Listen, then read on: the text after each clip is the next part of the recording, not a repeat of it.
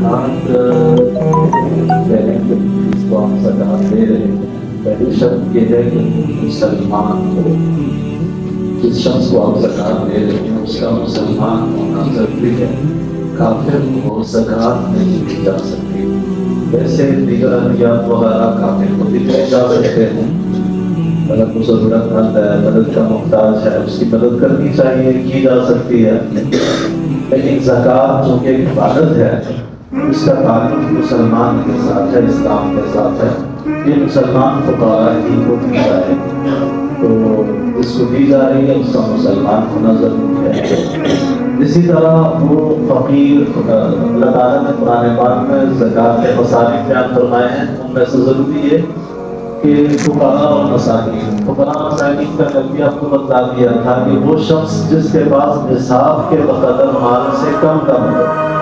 سونا چاندی روپیہ پیسہ اور ضرورت سے زائد سامان،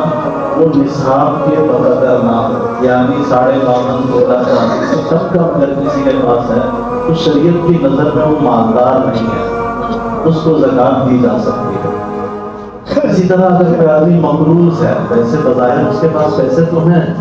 لیکن وہ اتنا مقروض ہے کہ اگر اس کے قرضے دیکھے جائیں جو مال اس کے پاس ہے نصاب سے کم رہ جاتا ہے، تو ایسے شخص کو بھی زکوٰۃ میں سے مدد کی جا سکتی ہے، زکوٰۃ دی جا سکتی ہے. لیکن قرضے نکالنے کے بعد باقی مال اس کا نصاب کو نہ پہنچا. اور اسی طرح اگر کوئی آدمی مسافر ہے یا اللہ کے راستے میں ہے اور وہاں صورتحال یہ پیش آ گئی کہ ویسے اپنے علاقے میں وہ مالدار ہے، صاحب نصاب تھا، کام والا تھا، لیکن سفر میں جو ایسی صورت پیش آ گئی کہ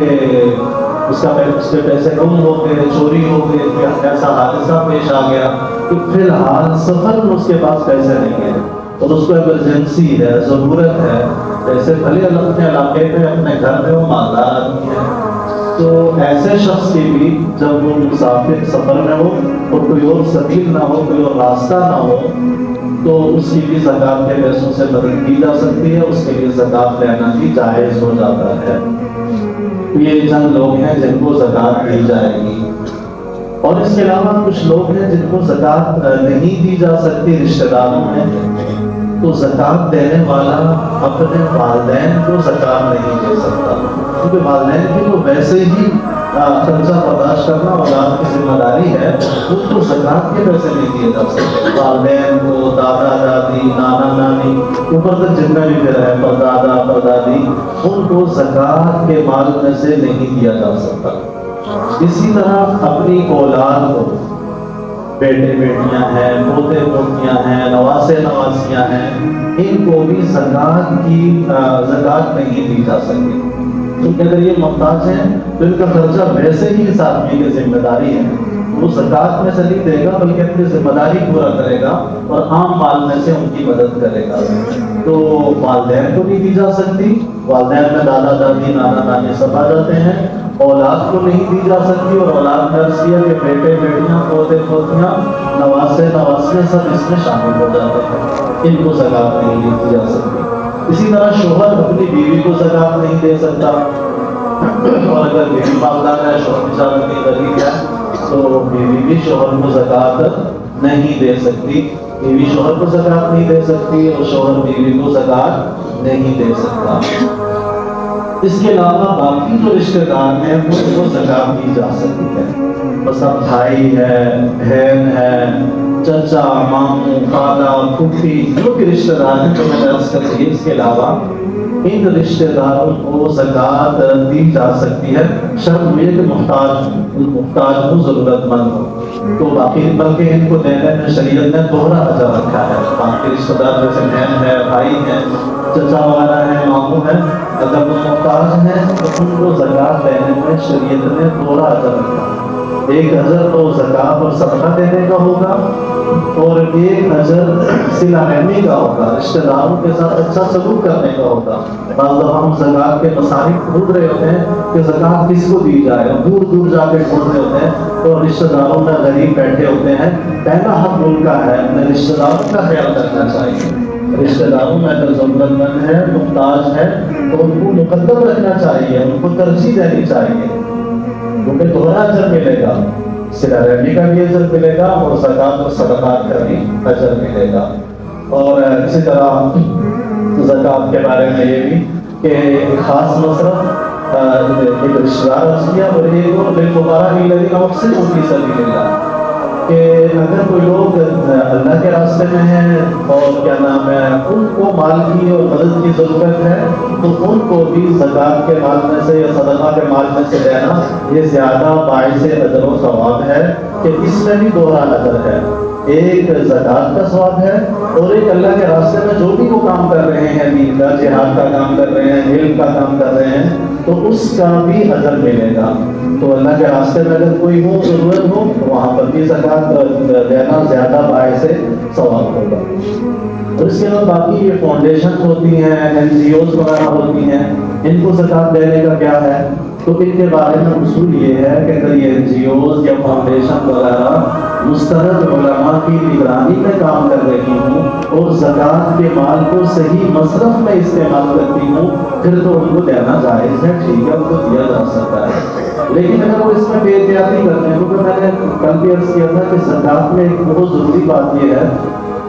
کہ بغیر کسی معاوضے کے فقیر کو مالک بنانا ضروری ہے۔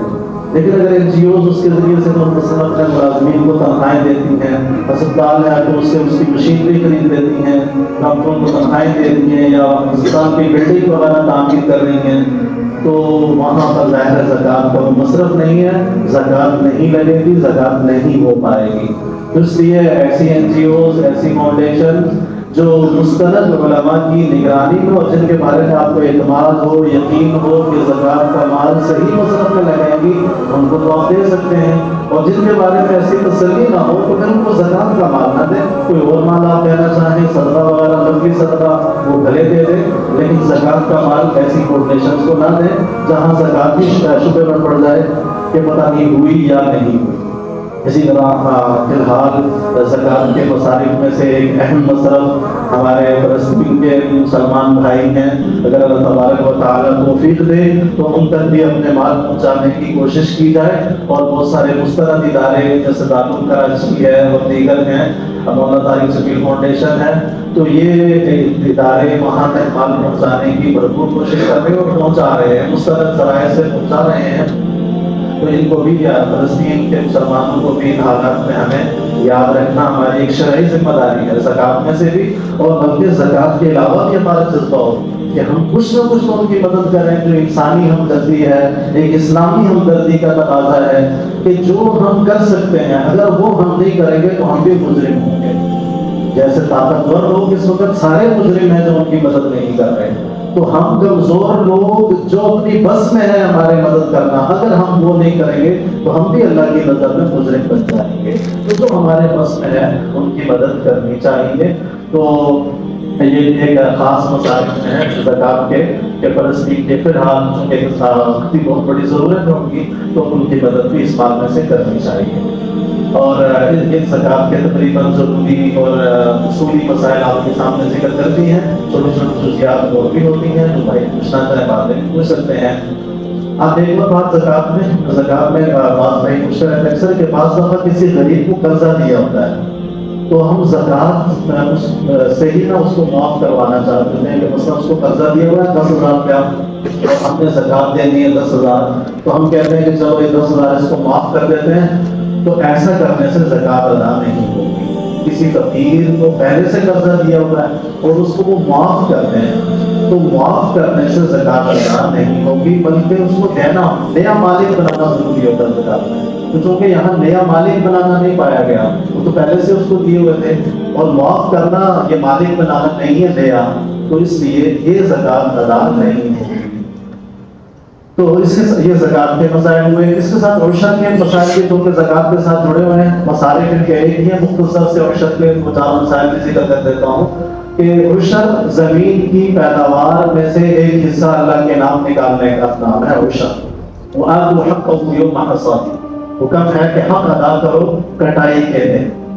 کٹائی کے دن حق ادا کرو زمین کا، اور اللہ تبارک و تعالیٰ کا زمین میں حق ہے وہ ادا کرو۔ تو اب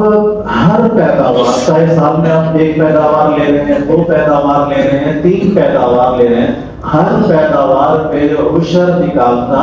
لازم ہوگا. اور عشر کی مقدار کتنی ہے؟